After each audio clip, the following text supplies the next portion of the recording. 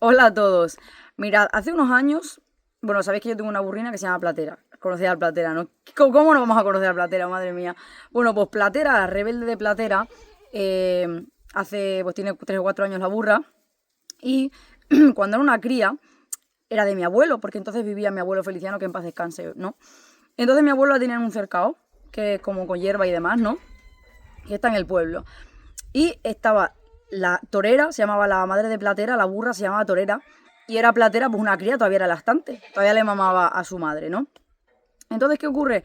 Que estaba también en ese mismo prado, ese día, el día del que os voy a hablar, estaba en el mismo prado también Quincán, que era el padre de Platera. Entonces estaba el burro y la burra, que son los padres de Platera, y Platera era una cría.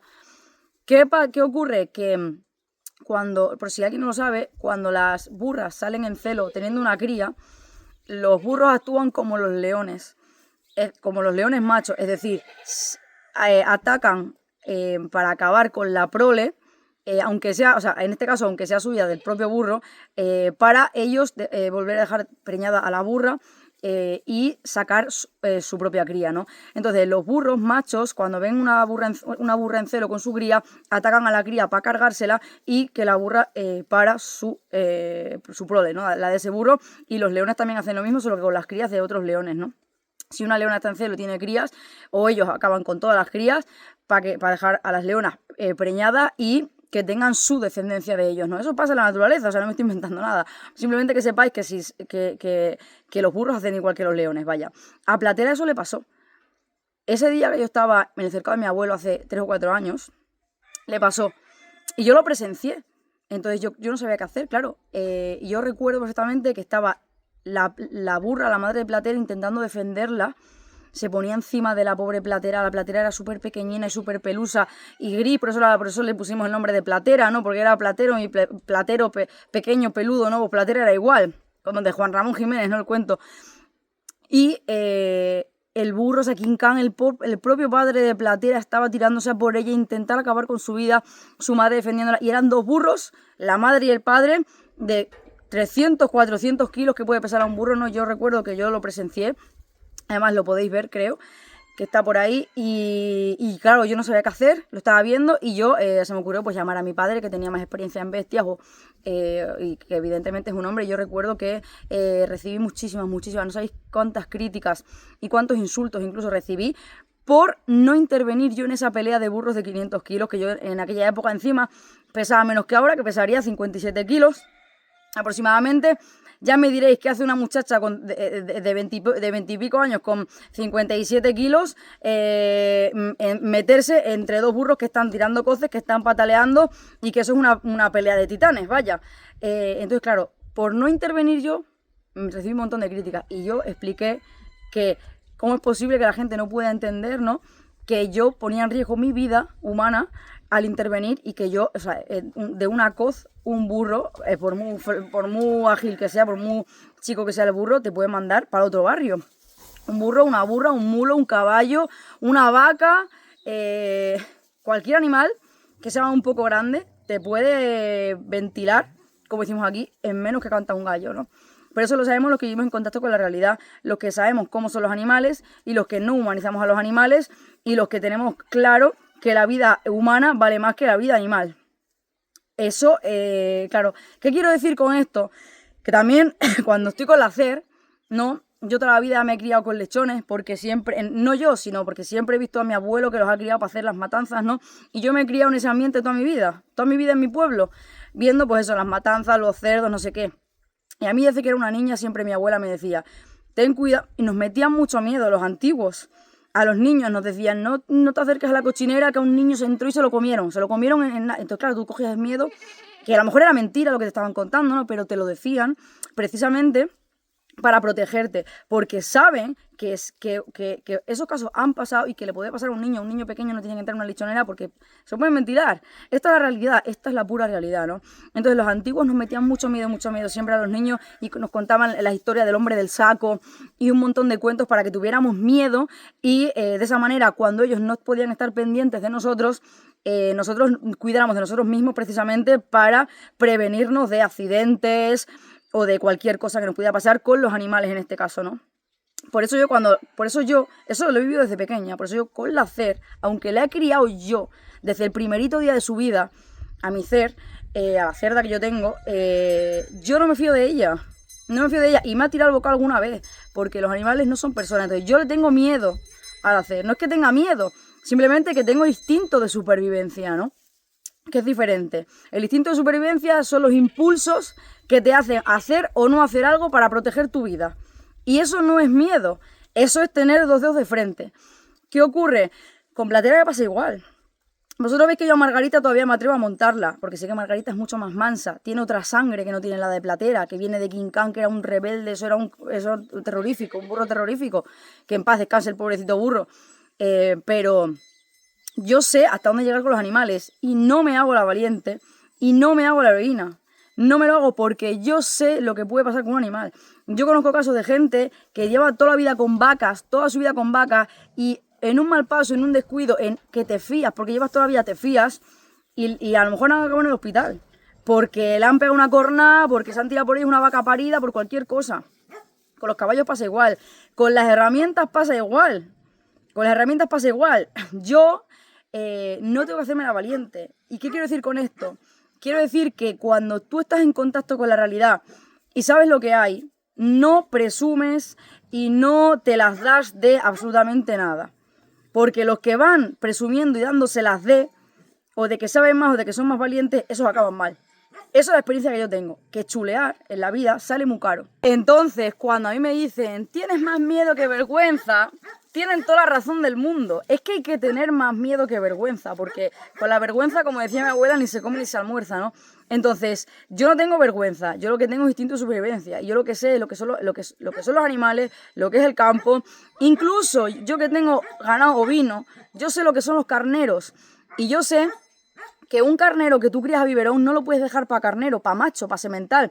O si te lo quedas, tiene que ser para cabestro, como el piti, capao. Capao y bien capao, porque los que crías a biberón se hacen topeones. Es decir, que se te tiran a pegarte cabezazos. Y esos animales están hechos para aguantar impactos en su cráneo brutales. Entonces a una persona la pueden fastidiar. Te pueden fastidiar, aunque no te van a acabar con tu vida, como si fuera una vaca, un caballo, lo que sea, que sí te riesgo. Pero te pueden dejar hecho polvo y te pueden crear lesiones. Un carnero. Entonces yo sé que si me encapricho de uno que yo crío, salvo que luego se haga salvaje, esos capaos o vendidos. Eso es así.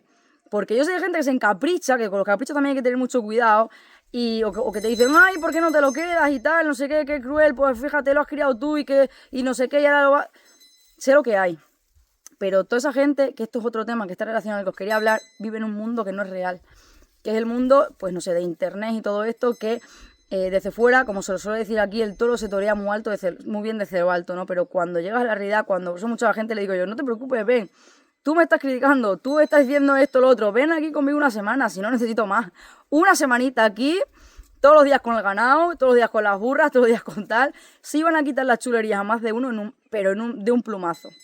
Os lo aseguro que trabajando en el campo con los animales a más de uno se le quita las chulerías. Se le quitan porque cuando estás en contacto con la realidad, ahí no hay palabras que valgan, ahí no hay comentarios que se puedan poner en redes sociales, ahí no hay yo valgo más porque tú no sabes, porque este no sabe, no. Aquí se demuestra lo que es cada uno. Por eso digo que la gente no vive en un mundo real. Y mucha gente que pone un montón de comentarios, un montón de chorradas, si te ven en persona no te las van a decir, porque saben que hay ciertas cosas que por las redes sociales o por donde sea puedes decir todo lo que tú quieras, pero luego en persona no. En persona no se atreven a decirte nada, ni te dicen nada, porque saben que puede cruzarse con alguno que le dé lo que hablamos. Y ya está. Y esa es la realidad. Entonces la gente... hay dos mundos, yo creo. Hay dos mundos. El mundo real y el mundo de la caverna de Platón, ¿no? O el mundo de Matrix, o como lo queráis llamar, por poner así ejemplos. La gente que sobrevive y la gente que tira para adelante y que tiene los dos de frente es la gente que vive en el mundo real, porque sabe lo que hay. Porque sabe que en la realidad no valen las chulerías, en la realidad no valen los sarcasmos, en la realidad no valen las tonterías. Aquí no hay tonterías que valgan. Aquí o tiras para adelante o se acabó. Entonces no hay más opciones. ¿Y sabéis qué pasa? Que pasa con todo igual, o sea, con las relaciones interpersonales, es decir, entre las personas, ¿no? De amistad, de pareja, lo que sea, pasa exactamente igual. La gente se relaciona por WhatsApp, se relaciona a distancia Y hemos normalizado que eso sea lo normal. Cuando normal no es eso, lo normal es quedar y tomar un café, salir con la familia, irte al monte a hacer un cacho lumbre, a comerte un cacho panceta con un amigo, o tú solo, o con tu abuelo, que tenga la suerte de tener abuelos, que de verdad, los que tengáis abuelos, cuidarlos mucho y estar mucho con ellos, porque la verdad es que yo los he hecho muchísimo de menos, sobre todo a mi abuela Antonia, que es a la que más conocí, siempre la he hecho de menos, me acuerdo muchísimo de ella, y siempre digo, ojalá que pudiera estar viva, ¿no? Y compartir más momentos físicamente, en contacto con una persona de carne y hueso, no solamente con un teléfono, solamente con una pantalla, que a veces que no nos queda otra porque tenemos amigos que están fuera y tal, pero estamos perdiendo incluso el propio contacto humano. No digo ya el contacto con la naturaleza, que se está perdido al 90%, por la mayoría de la gente, desgraciadamente, que la gente no tiene la culpa, porque nos están llevando a eso como un ganado, no nos dejan alternativas, y la alternativa está súper difícil de conseguir. Entonces yo no le echo la culpa a la gente, la culpa tiene el sistema, pero es cierto que tenemos que intentar ir un poco más a la contra, desde mi punto de vista, es decir, quiero realidad, yo personalmente quiero relaciones reales, amigos reales, familia real, animales reales, vivir en un planeta real, poder tocar los árboles, poder bañarme en el río, poder hacer cosas reales, ¿no? Que eso es lo que se está perdiendo, y sobre todo eso también se ve mucho en las zonas rurales, porque en las zonas rurales somos 4, y sí es verdad que para comunicarte con un amigo, cualquier cosa, viene muy bien todo esto, pero al final te metes en un mundo que, repito, no es real, es totalmente ficticio y no hay contacto humano. Tú hablas con una persona, pero tú ves letras en una pantalla, tú no estás viendo la cara de esa persona, no estás viendo los gestos que está haciendo, no estás viendo su cara, sus expresiones, todo, ¿no? Su lenguaje corporal. Entonces sí que es cierto que creo que en parte todo este mundo, como de Blade Runner al que estamos yendo, está perjudicando muchísimo las relaciones humanas, las relaciones interpersonales y a las relaciones que tienen los seres humanos con la naturaleza. Que la naturaleza no es algo que haya en el planeta, la naturaleza es el planeta entero. La naturaleza es toda la vida que tenemos. No es que la naturaleza sea, está la naturaleza, está la ciudad, no, es que la naturaleza es el planeta. De la naturaleza sale todo, de la naturaleza vivimos. Dependemos al 100% de ella, por más urbana que sea nuestra vida. Por más urbana que sea nuestra vida, dependemos de nuestra naturaleza, porque solamente por el hecho de comer y beber todos los días ya dependemos de la naturaleza, del aire que respiramos. Y todo eso se está perdiendo y estamos yendo a un mundo muy frío, muy distante, muy forzado. Eso es lo que yo percibo, ¿eh? Cada uno a lo mejor percibirá otras cosas. Yo os cuento, como siempre digo, mis pensamientos y mis reflexiones, ¿no? También creo que tiene mucho que ver las dinámicas que hay en el sistema de estudio-trabajo, es decir, cuando a una persona se le dice, pues qué trabajador, qué inteligente, que estudia y que además trabaja, pues es un referente, ¿no? En absoluto. O sea, yo creo que una persona que está estudiando, está trabajando, que tiene 20 trabajos, está tirando su vida a la basura. Esa es mi opinión. ¿Pero por qué? Porque no necesariamente... O sea, quiero decir, habrá personas a las que sean muy nerviosas, que sean muy activas y que eso les venga bien para la actividad que una persona necesita, pero yo creo que son las excepciones. Yo creo que no es normal que una persona esté estudiando y además tenga que tener un trabajo para pagarse los estudios, o que una persona tenga que tener 3 trabajos. Eso no es normal. Este sistema lo romantiza, y lo que se está haciendo es que se está romantizando e idealizando la pobreza y la esclavitud laboral. Al menos desde mi punto de vista, claro. Otras personas pensarán de manera diferente. Pero yo lo que estoy viendo es eso. Y al final, eso en lo que desemboca es un deterioro de las relaciones humanas. Porque estamos enfrascados en estudiar, trabajar, nos relacionamos con las personas del trabajo, con las personas de los estudios. No tenemos relaciones que realmente estén desvinculadas del trabajo o de obligaciones. Es decir, relaciones que surjan de manera espontánea, porque que las habrá, evidentemente, ¿no? Pero quiero decir que en realidad parece que la vida va hacia eso y eso deteriora totalmente, desde mi punto de vista, las relaciones humanas y las relaciones también con la naturaleza, porque no dejan espacio a el contacto humano real con tiempo. Y eso desemboca en una falta de empatía. ¿Cómo vas a tener empatía? ¿Cómo va a desarrollar el ser humano la empatía con personas que son letras en una pantalla, ¿no? Entonces, bueno, esto es lo que yo pienso y creo que es lo que impera ahora casi. Y todo esto yo creo que al final desemboca también en que consideremos, no veamos personas, sino que, bueno, consideremos a las personas como productos de consumo, es decir, como productores o consumidores o personas de usar y tirar, ¿no? Son relaciones de usar y tirar, etcétera, etcétera, ¿no? Entonces, todas estas tendencias, todo esto que está pasando en la sociedad tiene mucho que ver con el sistema, tiene mucho que ver con el sistema de trabajo, que afecta directamente a nuestra vida, con el sistema de estudios y con el sistema de todo, que al final desemboca en una desconexión con la vida real en todos los sentidos. Así que nada, me despido con la Per, que me está diciendo, ay, dame un besito, dame caricias, dame... Así que nada, que están estos aquí que me están diciendo, ¿qué hace esta mujer aquí? Subí a las alpacas y vámonos para dar una vuelta, por favor.